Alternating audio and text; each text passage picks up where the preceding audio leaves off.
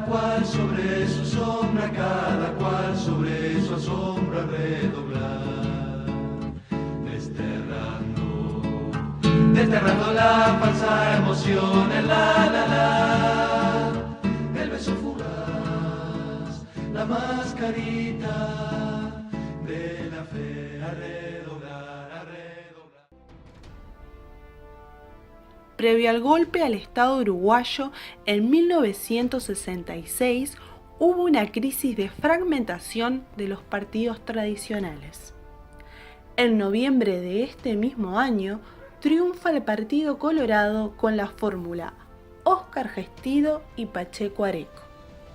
Gestido gobierna durante 9 meses solamente, ya que el 6 de diciembre de 1967 él mismo fallece, tomando la presidencia Pacheco Areco. A la semana de la toma de gobierno, Areco decreta la clausura de 6 agrupaciones de izquierda y además del diario Época y el semanario socialista El Sol. En 1968 crecen las huelgas estudiantiles ante la suba del boleto. Además, se incrementan las huelgas de los trabajadores, paros de frigoríficos, UTE y bancarios. En 1969, los trabajadores realizan una huelga de 4 meses. El gobierno reprime al pueblo con acciones militares. Pacheco Areco gobierna durante todo su periodo mediante medidas prontas de seguridad. El 11 de enero de 1971, suspensión de garantías constitucionales.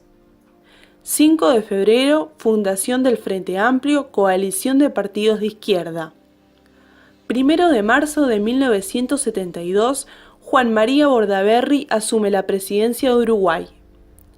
15 de abril, declaración del estado de guerra interno, ley de seguridad de Estado, exilio de Héctor Numa Moraes, una de las figuras más importantes de la música popular uruguaya.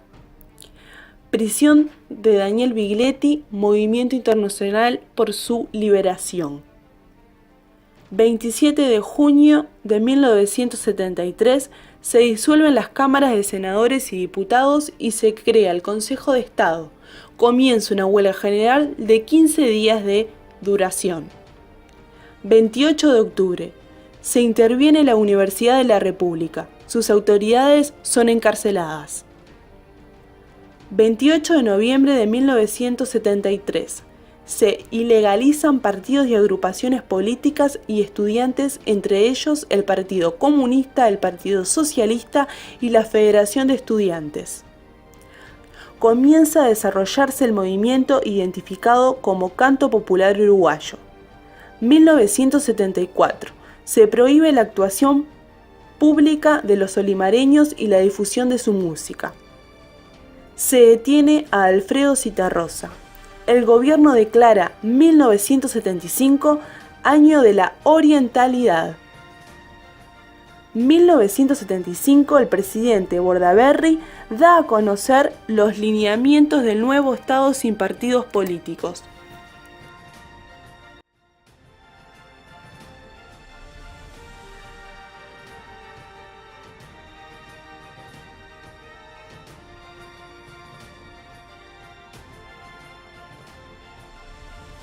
Resistir, unirse y luchar. A la dictadura hay que derrotar. Resistir, unirse y luchar. A la dictadura hay que derrotar. Contra el fascismo, contra el capital. Por el socialismo y la libertad. Contra el fascismo, contra el capital. Por el socialismo y la libertad. Resistir, unirse y luchar. A la dictadura hay que derrotar. Resistir, unirse y luchar.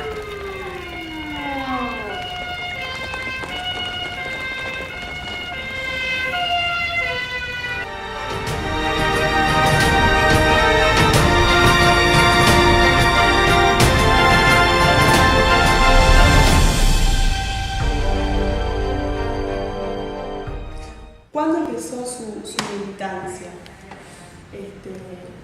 Militancia.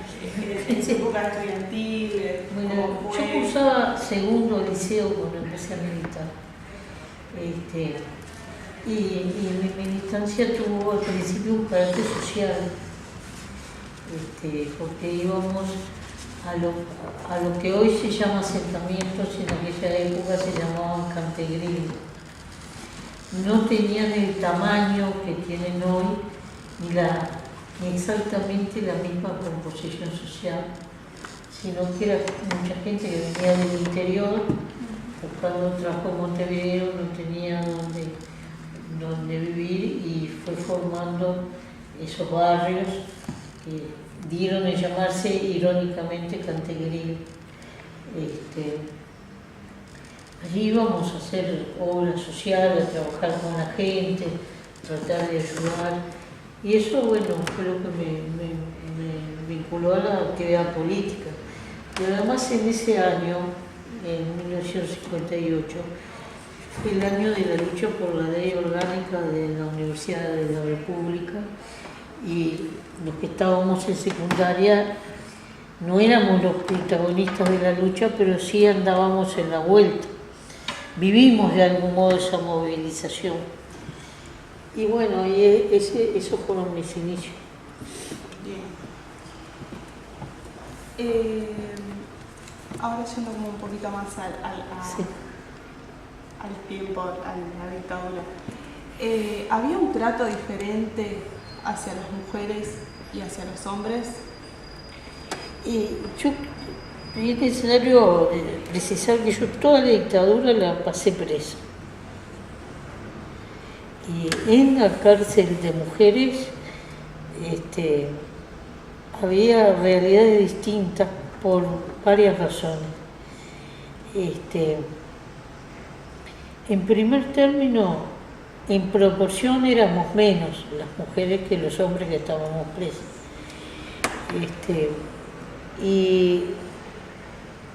Y entonces ellos, para los militares era como mal visto que una mujer militar, vamos a decir así.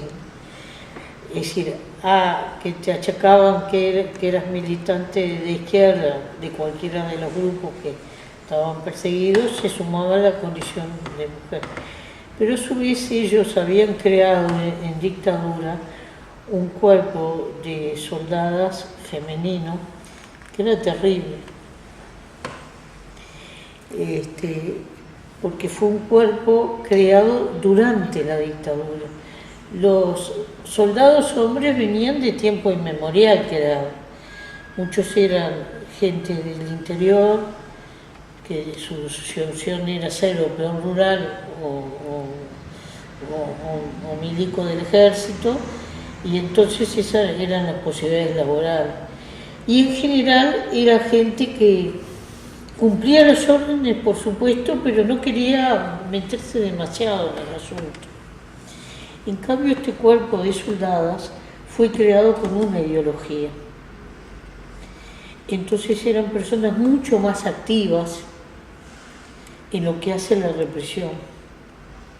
Y eso se notaba en el relacionamiento diario, ¿no?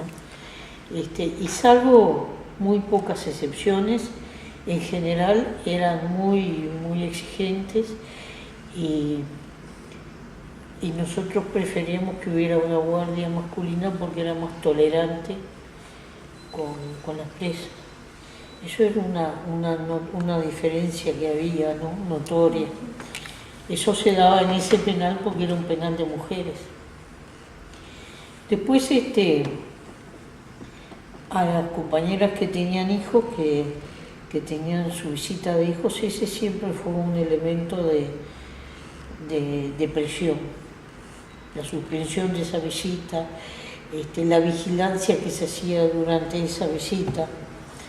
Yo vi irrumpir militares gritando en plena visita de niños. Es decir, siempre se generaba una tensión, de modo que la relación de esos niños con sus madres, o si eran sobrinos con las tías o algún hermano menor, niños en definitiva, fuera una relación tensa, una visita tensa. Eso limitaba mucho las posibilidades de represión. Era una cosa sutil porque no aparecía una represión directa, pero sí generaba miedo a los chiquilines. Y además había prohibición de llevar un juguete que se hubiera hecho. Para llevar un juguete había que pedir permiso, el juguete a veces lo destripaban para revisarlo, etcétera. Es decir, había una cantidad de cosas de ese tipo que eran muy menores y que perjudicaban mucho la relación entre la madre y el niño, fundamentalmente la relación entre madre y niño, porque los otros niños, los que iban como hermanos o como sobrinos, tenían a sus padres afuera y entonces era distinto el ámbito, ¿no? Pero ese momento era muy difícil. Después, obviamente que el trato era como en cualquier cárcel de la época, y no hubo un núcleo de algunas compañeras que durante un tiempo estuvieron como rehenes fuera de la cárcel de Punta Rieles o de Paso de los Toros, por los cuarteles, lo cual era muy violento para ellas porque eran mujeres solas en un ámbito masculino y donde siempre había una presión que tenía que ver con el género. Aunque hay que tener claro que las cuestiones de género no estaban planteadas en esa época como están planteadas hoy. Eso vino después de la dictadura. Lo que sí era como, bueno, ¿por qué se meten? Tendrían que estar en la casa, ese tipo de discurso. Como ya había marcado el rol que tenía que tener la mujer. Sí, claro. Entonces parecía que una mujer que se metía en la militancia política no era mucho una mujer, ¿no? Eso es lo que querían decir. Claro. Pero ese cuerpo femenino de soldadas, ellos lo usaban con malignidad, digamos, porque era gente que habían preparado ya los mandos militares de la dictadura. La dictadura comienza el 27 de junio del 73. Yo hacía unos meses antes había caído presa. Así que cuando la dictadura empieza yo estaba presa. Y yo salí con la amnistía. Así que yo viví toda la dictadura allá adentro.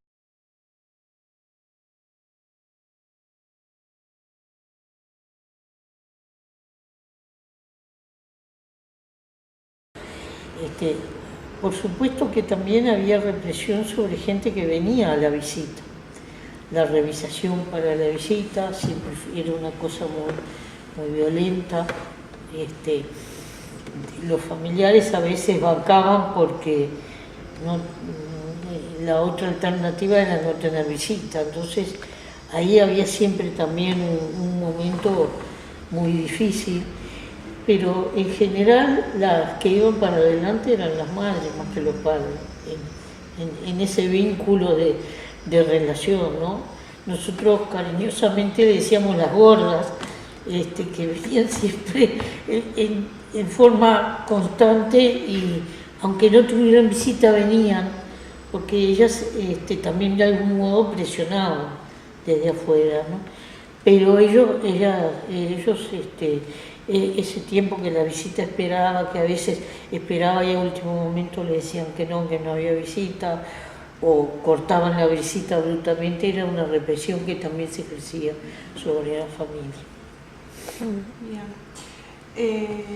Porque nosotros teníamos entendido de que usted había estado un periodo fuera de la cárcel y después la habían vuelto a capturar. Sí, pero yo estuve presa, es verdad.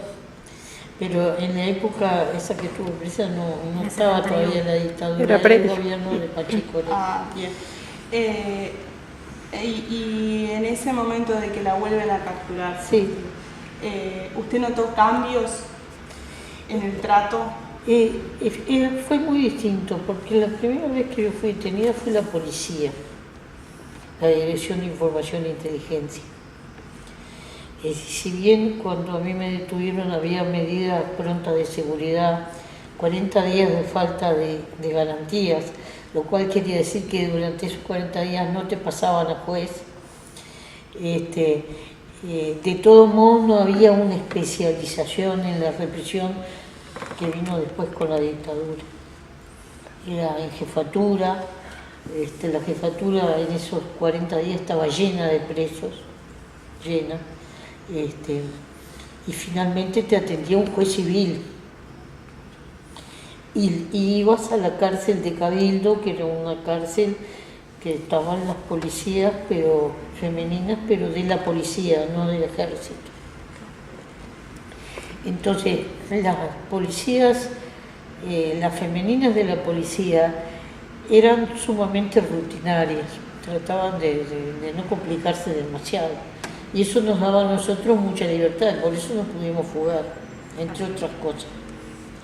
Es decir, era gente que había entrado a la policía como quien entra a cualquier trabajo, cumplían el horario, pero no se desentendían bastante de las cuestiones de hostigamiento y eso, porque como vos estabas allí encerrado, partían de la base que no iba a pasar nada. Entonces, eso facilitaba que dentro del ámbito del sector donde estaban las presas políticas hubiera marcos de posibilidad de organizarse y desarrollar actividades. Muy distinto fue la realidad con los militares, donde la gente tuvo que pasar primero por los cuarteles, que en los cuarteles era bravo porque hostigaba mucho a las mujeres por su condición de mujer, porque en esa atmósfera masculina de los cuarteles, las mujeres para ellos eran algo medio despreciable, en el sentido que no debieran estar ahí porque debieran estar en su casa, ¿entendés? Entonces, después cuando derivan a las compañeras a las cárceles, ya el tratamiento era con disciplina militar, por eso era distinto. Pasó lo mismo en el sector, en los compañeros hombres, porque una cosa era la cárcel de Punta Carretas, que era una cárcel que estaba, porque además las cárceles estaban en la órbita del Ministerio de Educación y Cultura. Y después Pacheco las saca de la órbita del Ministerio de Educación y Cultura y las pasa al Ministerio del Interior.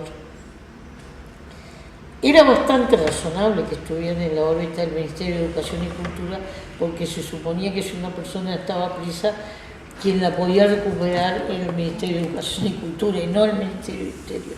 Pero como Pacheco gobernó con medidas prontas de seguridad todo el tiempo, es decir, fue un preámbulo de la dictadura, esto es discutible, hay gente que te va a decir que no, pero nosotros creemos que la dictadura fue un proceso que empezó con el gobierno de Pacheco y esa forma de gobernar con medidas de seguridad y el tiempo que estuvo Bordaberry y el momento que pacta el golpe con los militares, ¿no? ¿Cuáles crees vos que fueron los derechos que sentiste que fueron más violentados? No, yo creo que primero estaba Los principales. la amenaza más allá de los golpes y ese tipo de cosas, la amenaza de la violación, que es algo muy fuerte, que yo tuve la suerte de no pasar por eso, pero hubo compañeras que tuvieron que pasar por eso.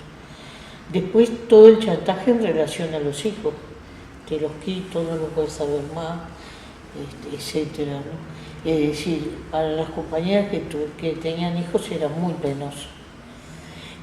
Todavía no estaba en Uruguay, porque en Uruguay no se dio como en Argentina la apropiación lisa y llana de los hijos del cambio de identidad.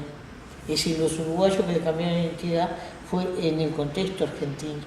No sé, pero igual estaba la amenaza con la vida, con la separación, con los dejaste tirados, ahora que lo que le va a pasar, etc. Era la creación de un clima como de la mala conciencia que deberías tener por esa... Como la culpa. Sí, la culpa, claro, eso mismo. Entonces eso era constante, era constante y eso yo creo que es un elemento muy fuerte porque nunca sabes hasta cuándo es la amenaza y cuándo empieza la realidad, ¿no? Esa zozobra es lo que embroma muchísimo. Claro. Y en cuanto a las consecuencias que dejó, ¿no? Lo que tú nos estás relatando, ¿qué crees que quedó más sentido, vamos a decir, y un poco el porqué? Bueno, las consecuencias son difíciles de generalizar. Capaz que para vos, desde tu perspectiva. Claro, exactamente, porque todo dependía de tu trayectoria de vida. No era lo mismo.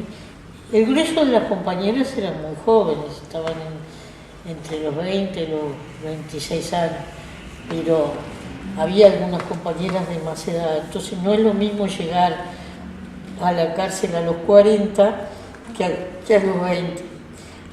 Además ellos se ensañaban más con la gente más joven. Si la persona además de joven era linda, más todavía.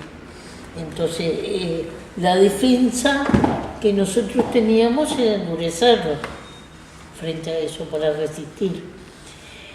Eso, según la persona, dejó distintas reacciones. Yo creo que gruesamente se puede clasificar como en 3 tipos de situaciones. Hubo gente que no logró nunca salir totalmente de la cárcel, siempre quedó vinculada por alguna razón, es decir, no logró asumir lo que venía, sino siempre quedó como enganchada a ese pasado. Esa gente sufrió mucho cuando salió de la cárcel, incluso tuvo que tener terapias de apoyo y demás.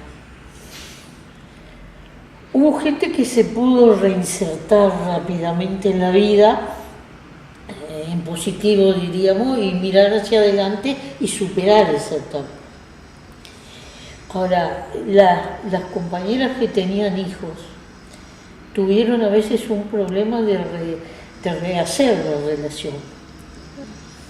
O bien porque la hija o el hijo habían quedado con un abuelo, con un tío, con un hermano, con un vecino, y ya ese niño o esa niña habían perdido la cotidianidad. Ya lo tenían como referente. Claro, sabían quién era la madre, la iban a ver y todo, pero se perdió algo de la vida. Entonces, alguna gente pudo recomponer y otra no. Y después a veces en algunos niños había como un reproche de me abandonaste, que eso era un reproche muy embromado, ¿no?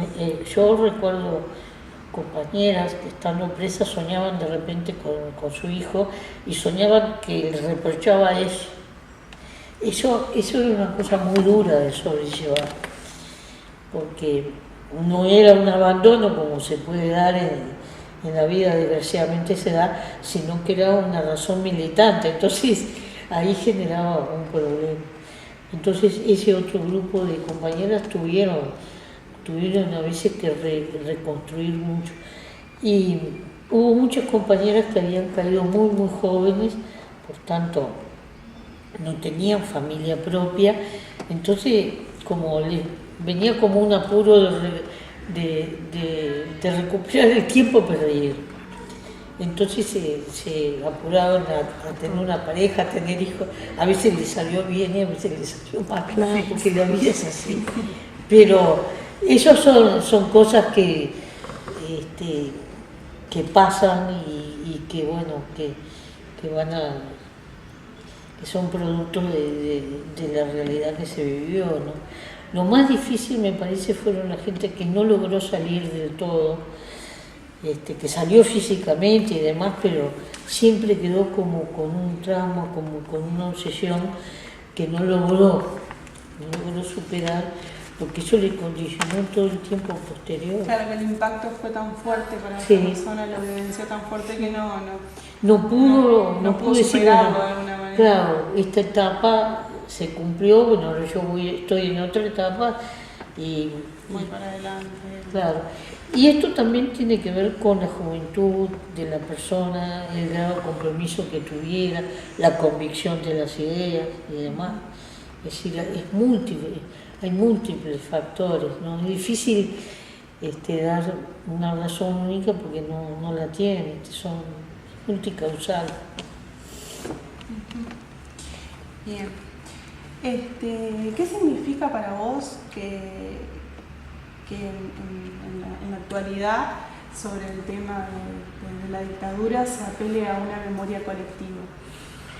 Yo creo que un pueblo que no tiene historia corre el riesgo de cometer los mismos errores, de cometer de vuelta los mismos errores. Entonces, el conocimiento de la historia, que viene a ser la raíz de nuestro árbol, nos permite saber de dónde venimos, el porqué de las cosas, y eso nos va a ayudar a saber a dónde vamos. Pero si eso falta, si hay un vacío, si hay el riesgo de tropezar otra vez con la misma piedra está más fuerte. Por eso la memoria para mí tiene fundamentalmente ese sentido, ¿no? Es muy difícil transmitirle a una generación que no estuvo una época con todo su contexto, porque las cosas tienen contexto, pero sí nosotros hacemos el esfuerzo de reconstrucción de memoria, las generaciones que siguen pueden entender cómo fueron esos procesos y recrear en su cabeza una cantidad de cosas que si no, nosotros la dejamos sin esas reconstrucciones, obviamente se borran y el riesgo es que se cometan los mismos errores de vuelta. En cuanto al Estado, ¿crees que fue garante, ha actuado como garante sobre los derechos humanos que fueron violados? Bueno, esa es una pregunta difícil por lo siguiente. Lo primero que sucedió, que fue la salida de la dictadura, fue una salida que tenía limitaciones, porque había gente proscripta. Y había, en el momento que asume Sanguinetti, el 1 de marzo, todavía había presos, había exilados, había destituidos y demás. Pero era la forma de salir, yo sobre eso no tengo ninguna objeción. Después, rápidamente, el Parlamento votó la ley de amnistía y la ley de restitución de los funcionarios públicos, tratando de remendar en lo que se podía la situación. Ahora, como la salida fue pactada, cuando se empezó, los jueces empezaron a recibir las denuncias de los casos de la dictadura, se produce el tema de la ley de caducidad.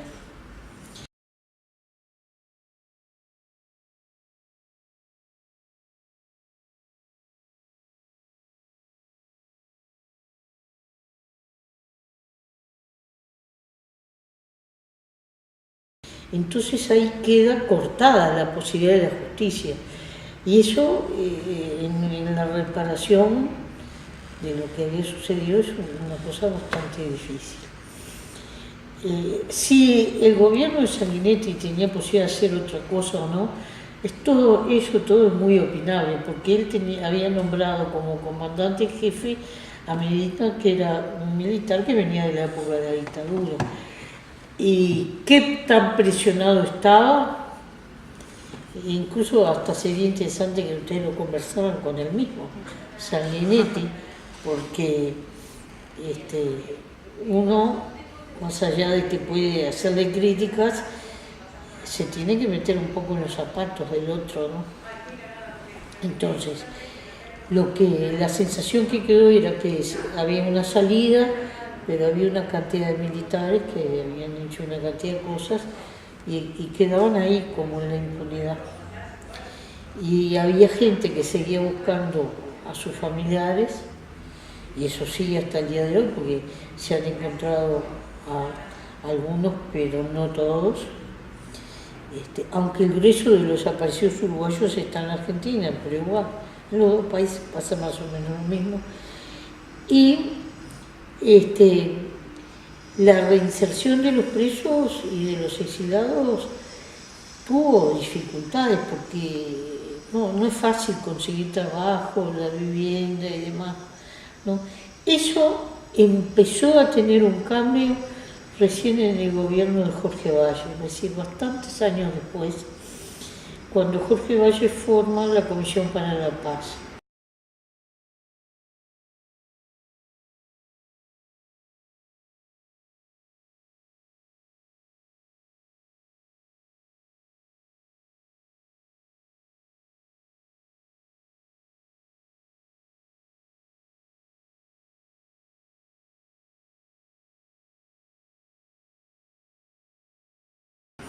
Que fue una pequeña ventanita en el silencio de lo que había pasado. Esa comisión empezó a recoger información y es en ese marco que aparece Macarena Gelman. Y si bien Valle hizo una ley de reparación que era bastante limitada y en el universo que abarcaba y en las posibilidades, por lo menos hizo esa ley y esa comisión. Y esa fue la diferencia que tuvo el gobierno de Valle con los dos gobiernos de Sanguinetti y el de Lacalle, donde se cumplió la ley de caducidad sin modificaciones. Recién con el advenimiento del Frente Amplio empiezan los juicios y aparecen los primeros encarcelados. De la velocidad de esto hay 40 opiniones. ¿Ya en el 2006? En el 2005 empieza este movimiento, después se votaron 2 leyes de reparación y demás. Lo que pasa es que los juzgados empiezan a investigar cosas que pasaron muchos años atrás y donde los militares decidieron no abrir la boca. Entonces te meten en un brete que es muy difícil, ¿no? Porque vos para procesar a alguien precisás pruebas, ¿no? Precisás un testimonio y demás. Entonces hay jueces que han trabajado, le han puesto más calor y han llevado los expedientes adelante, hay otros que han ido y venido, lo que pasa ha tenido muchos obstáculos, aunque de a poco se ha ido abriendo paso la verdad de los hechos y se ha podido ir reconstruyendo. Hay una labor interesante que hizo la universidad, Aldo Rico y otros hicieron libros de lo que es la historia reciente para poder testimoniar esos años, ¿no? Se ha recopilado material, pero todavía quedan un montón de agujeros y todavía quedan reacciones en contra de todo eso. Y lo más simbólico es lo que ha pasado últimamente cuando se ponen lo que se llama las marcas de la memoria, ¿no? Que es una forma de señalizar lugares donde pasaron cosas embromadas durante la dictadura, ya sea una muerte, un allanamiento local, etc. Y se produce una agresión contra ese símbolo. Eso muestra que todavía en la sociedad hay gente que defiende el periodo de la dictadura. Estas cosas demoran tiempo en irse, porque si no, veremos lo que está pasando en España, que en el 39 terminó la guerra civil y ahora que el gobierno actual saca los restos de Franco del Valle de los Caídos, donde estaba una cantidad de gente que había matado el propio Franco, hay gente que se opone. Y han pasado, estamos en el 2018. Es decir, que a veces ni las leyes ni los decretos solucionan estas cosas, porque primero, a una madre, a una familia que vos le ahorraste al hijo, no hay Cristo que se le solucione eso.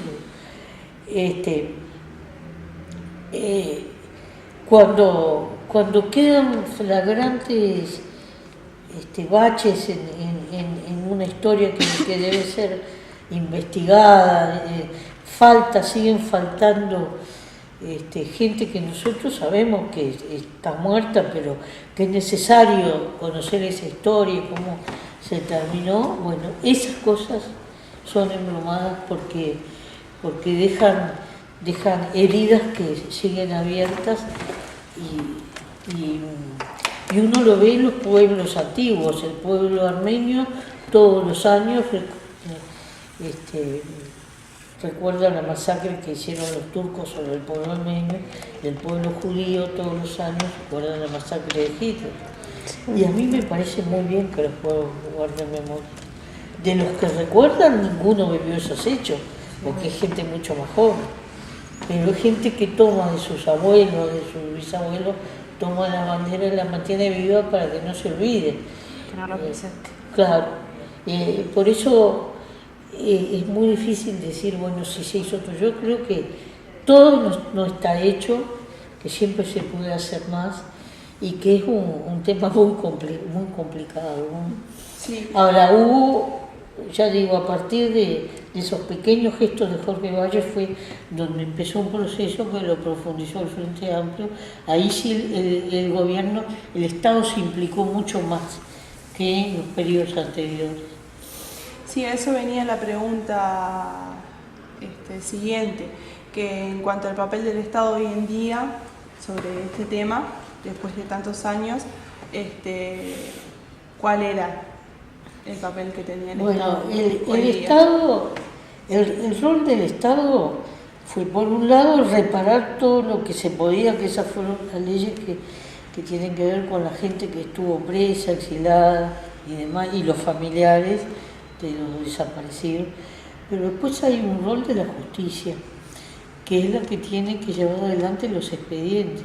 Y eso ha tenido distintas velocidades, según el turno, según el juzgado, según el juez. Por eso el Poder Judicial ahora empieza a formar a jueces en derechos humanos. Esa formación así tan nítida no estaba.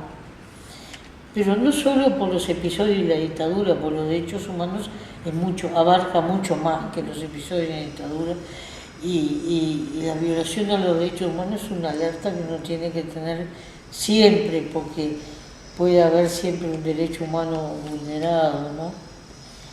Ya sea por cuestiones de violencia doméstica, de discriminación, de violencia laboral. Hay muchas formas de violar los derechos humanos.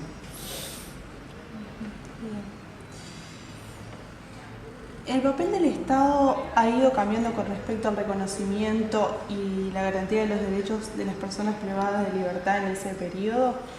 Sí, hubo una sentencia de la Comisión de Derechos Humanos de la OEA que, entre otras cosas, planteaba que el Estado reconociera, se hiciera cargo. Se hizo una asamblea general, eso fue durante la presidencia de Mujica, y él, en nombre del Estado, reconoció la responsabilidad del Estado en esos hechos, frente a la Asamblea General, que es el organismo más democrático de nuestra realidad política, ¿no?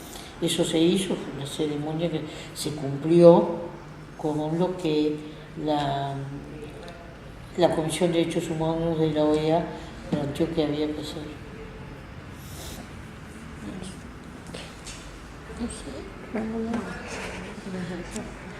Bueno, Lucía, te damos las gracias por el espacio otra vez, por tu disponibilidad, tu apertura, y un gusto haber compartido. Está bien, son cosas difíciles de transmitir porque ahora en estos días van a dar una película. Sí, la vimos. Vimos que la iban a... Es una película muy fuerte. Sí. Yo la vi el preestreno, porque el libro, Memorias del Calabozo, es un libro interesante de leer. Pero ¿qué pasa? Cuando tú lees un libro, lees un pedazo hoy, otro mañana, Sí, exacto. y si lo vas leyendo en un lapso. Además, la imagen se la pones tú, el sonido se lo pones tú. Pero esto, el director tuvo que concentrar en 2 horas y media una parte de las esencias, y él lo que tomó fue qué pasa cuando a una persona la llevas al límite. Entonces la película es como 2 horas y media que te están pegando piñazos. Está muy bien hecha, Sí. es fidedigna, fuerte. Sí, sí. Yo no la voy a ver 2 veces, la vi porque me pidieron que la viera para que opinara, pero bastó. No soy masoquista, ¿no? Sí, sí. Yo creo que es muy distinto para la gente que no lo vio. Y lo mismo le pasa de los 3 compañeros que está en esa película. Hay uno que está fallecido, los otros la vieron y dijeron, bastó una vez, porque él remueve mucho. Porque el ser humano tiene mecanismos de sobrevivencia también, personales, ¿no? Sí, sí, sí. Hay que entenderlo eso. Pero como testimonio está bien que se haya hecho, porque eso pasó. Sí, sí, sí. Y es fidedigno.